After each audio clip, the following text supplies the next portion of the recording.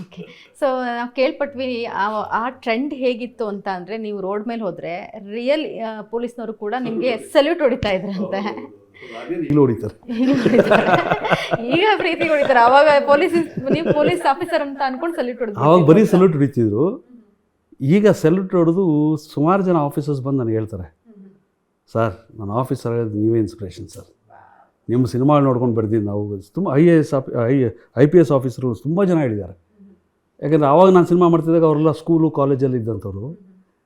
So ಆವಾಗ inspire ಆಗಿ ನಾವು ಆಫೀಸರ್ಗಳಾಗಿದ್ದು ಸರ್ ಅಂತ ಈಗಲೂ ಸುಮಾರು ಜನ ಹೇಳ್ತಾರೆ ನನಗೆ. ಓಕೆ, ನಾವು ಕೂಡ ಸ್ಕೂಲು ಕಾಲೇಜಲ್ಲಿ ಇದ್ದಂಥವ್ರೇನೆ, ಆವಾಗಲೂ ಕೂಡ ನಮಗೂ ಹಂಗೆ ಅನಿಸ್ತಿತ್ತು, ಇನ್ಸ್ಪೈರ್ ಅಂತ ಅನಿಸ್ತಿತ್ತು.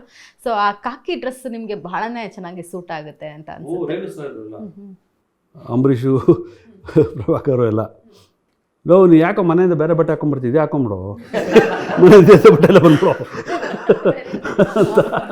ಹೆಂಗೋ ಬಂದ ಮೇಲೆ ಚೇಂಜ್ ಮಾಡ್ಕೋಬೇಕು ಅಂತ. ಓಕೆ, ಅಂದರೆ ನೀವು ದಿನ ಪೊಲೀಸ್ನವ್ರು ಡ್ಯೂಟಿಗೆ ಹೋಗ್ತಾರಲ್ಲ, ಇಲ್ಲಿಂದಲೇ ಡ್ರೆಸ್ ಹಾಕೊಂಡು ಬರಲಿ ಅಂತ. ಓಕೆ. ಸೊ ತುಂಬ ಅಪ್ರಿಷಿಯೇಷನ್ ಸಿಕ್ಕಂಥ ಒಂದು ಮೂವಿ ಯಾವುದು ಸರ್ ನಿಮಗೆ? ಡೈಲಾಗ್ ಇರ್ಬೋದು, ಮೂವಿ ಇರ್ಬೋದು, ಪಾತ್ರ ಇರ್ಬೋದು, ದೊಡ್ಡವರು ಕೂಡ ಅಪ್ರಿಷಿಯೇಟ್ ಮಾಡಿದಂಥದ್ದು. ಸುಮಾರು ಸಿನಿಮಾಗಳಿದೆ ಅದರಲ್ಲಿ.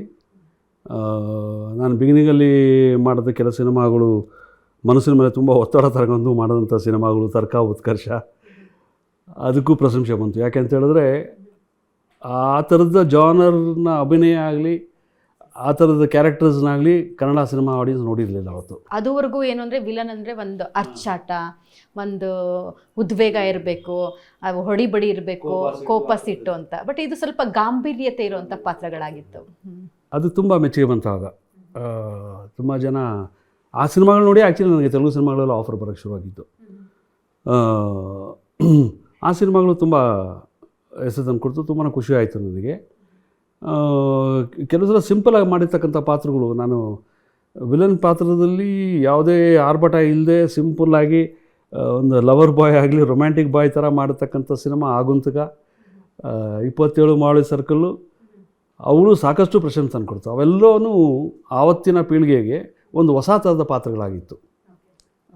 ಆ ಸ್ಟೈಲಲ್ಲಿ ಯಾರೂ ಮಾಡ್ತಾ ಇರಲಿಲ್ಲ ವಿಲನ್ ಪಾತ್ರಗಳು. ಸೊ ಅದನ್ನು ನೋಡಿ ಜನಕ್ಕೆ ತುಂಬ ಮೆಚ್ಚುಗೆ ಆಗ್ತಾಯಿತ್ತು, ಮಾಡಿದ್ರು. ಆನಂತರ ಹೀರೋ ಆದಮೇಲೆ ಮಾಡಿದಾಗ ವೀರಪ್ಪನಾಗಿರ್ಬೋದು, ಹುಲಿ ಆಗಿರ್ಬೋದು, ಸರ್ಕಲ್ ಇನ್ಸ್ಪೆಕ್ಟರು,